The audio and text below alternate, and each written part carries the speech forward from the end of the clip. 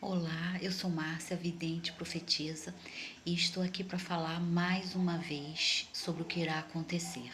Hoje de manhã não tive como completar porque foi muito rápido e agora estou podendo mais completar, se elucidar. Então nós tivemos, nós teremos fortes movimentos religiosos ou a liturgia e teremos movimentos de igreja. Isso pode ser cair alguma coisa de igreja, cair ser alguma coisa que será alvejada nesse sentido. Presta bem atenção nisso. E também teremos corte, mas pessoas nesse sentido, disparos, cortes. Eu confirmo nos Estados Unidos um homem que ateou fogo numa casa lá nos Estados Unidos com uma família e provavelmente o lugar era um hospital, alguma coisa que eles tomavam muito remédio. E isso veio a trazer grandes empates negativos a esse homem. E também nós estamos falando sobre a aeronave que caiu no Alasca, fortíssimo, e é Rio de Janeiro. Isso irá acontecer. Agora eu vim falar sobre o presidente, o primeiro-ministro, que está numa situação muito difícil, não tem jeito. A desvida. Até novembro, por novembro vai ser um grande movimento negativo para ele e provavelmente ele terá grandes dificuldades nesse sentido. Presta bem atenção que é isso que eu estou vendo, é isso que eu estou detectando. Não deixa de olhar. E o primeiro-ministro dos Estados Unidos vem no Brasil para dar essa prensa, para falar, chamar assistência, chamar seriamente essa questão, porque essa questão vai trazer grandes embates a níveis ao governo e ele quer resolver isso imediatamente. E não vence de maneira nenhuma e a desvida no caminho dele. Tá? Desvida de saúde, desvida hospitalar, que ele vai ficar internado, vai ter esse problema, tá? Eu venho falar agora sobre a Torá, que a Torá diz que nós devemos de maneira nenhuma revidar com sangue, ou com lutas, ou com guerras. Tanto que eu tive um problema pessoal e jamais reportei isso a BO ou fazer qualquer outra coisa. Ao contrário.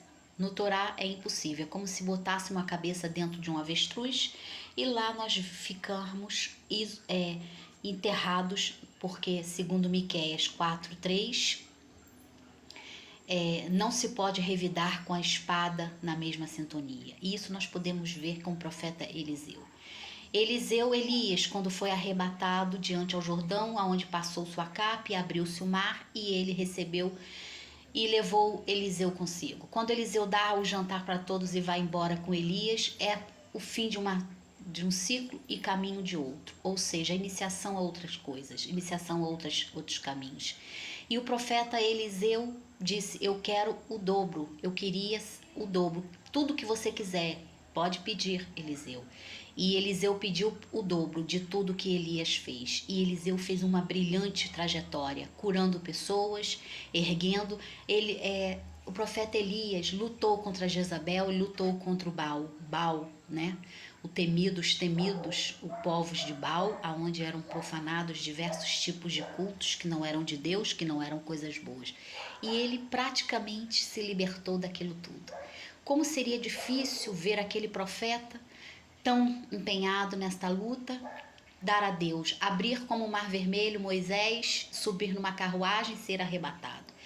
E muitas vezes Eliseu foi achincalhado, em Jericó também, por diversas pessoas chamando ele de calvo e dizendo: suba, suba, querendo jogar ele para fora do ministério dele, ou seja, o ministério que Deus tinha posto para ele.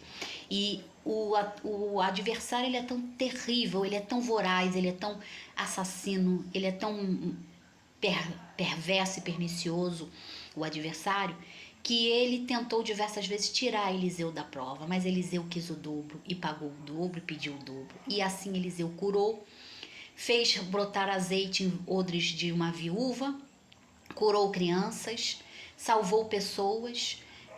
Tentaram envenenar, ele se cura a porção que foi feita para envenená-lo, e tudo isto graças à sua fé e à sua convicção genuína na passagem que ele viu com Elias, deixado por Elias. Eliseu torna a receber o manto de Elias, não foi à toa. Então Eliseu tornou-se um dos maiores profetas da atualidade. Não é à toa. Eliseu cumpriu uma profecia, todas as profecias, e foi grandiosamente seus feitos, foi um dos feitos mais grandiosos.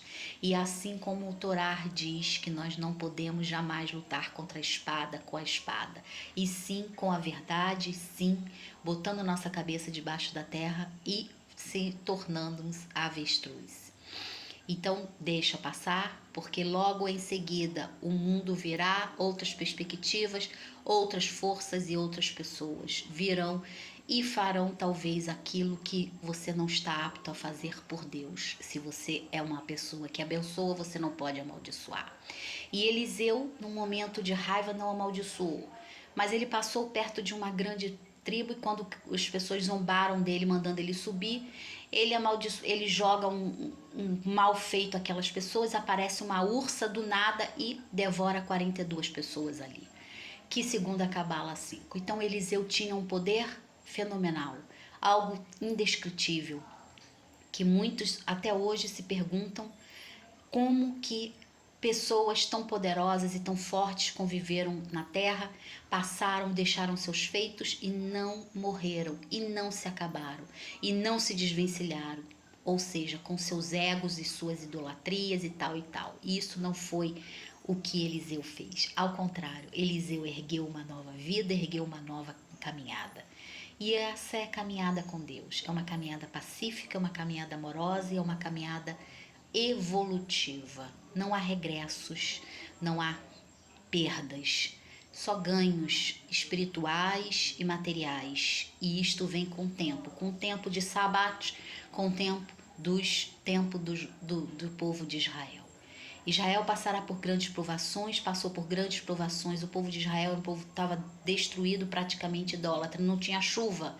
E Eliseu disse que a chuva viria e que iria, depois de 7 dias iria ter chuva, e teve. Então todas as profecias de Eliseu se cumpriram dentro do preceito dele, dentro do tempo dele. Eis um profeta que alcançou o seu tempo, propagou a sua fé indiscriminadamente. Mas imagina se ele ficasse retido, com medo daqueles aldeões que mandavam ele morrer, que profanavam coisas ruins para ele. Ele tinha parado naquela mesma caminhada e ele não fez isso. Ao contrário, ele prosseguiu e foi em frente.